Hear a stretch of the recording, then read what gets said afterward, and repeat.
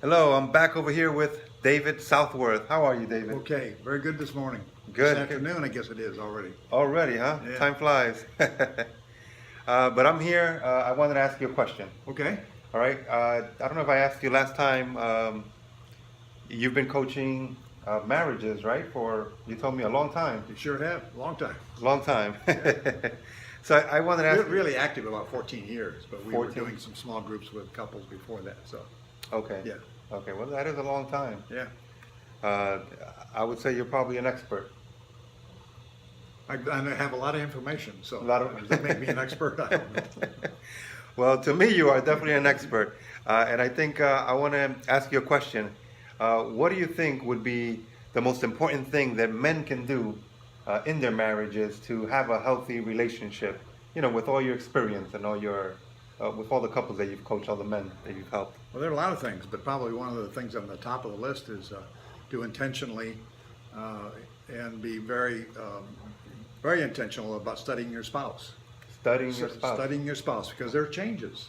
You know, Yeah. as you go through married life, things change. You get married, and that's one season. Children come along, that's another season.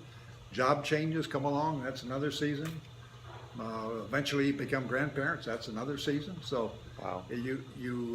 we have found that unless you really pay attention to those changes, and you study your spouse and the changes not only that she's experiencing, then you're not going to really know where she is when those changes begin to occur. Probably one of the biggest ones is empty nest. When Empty children leave, and all of a sudden there's just the two of you. Oh yeah, that's tough. We're going through that right now, actually. Both our kids went to college, and we have the empty nest, and it was hard. So it's really important that you study your spouse as you go through life together, and you know what changes have occurred, and both of you make the adjustments so that you can keep that rich relationship going no matter what season you're in. Okay. Wow, I think that's great advice. I mean, it sounds so simple, But doing it is something else. right? Exactly. It sounds simple, but doing it, I'm sure you got to put in the work. Yeah. Okay, well, I really appreciate that. I hope you guys can use this advice with all your experience again, with all the marriages you've helped. It'll definitely come in handy. So apply it to your marriage. You said study your spouse. Study your spouse. Study your spouse, and I'm gonna start doing that myself. I think I've been doing it, but yeah, it is kind of hard. Well, all right.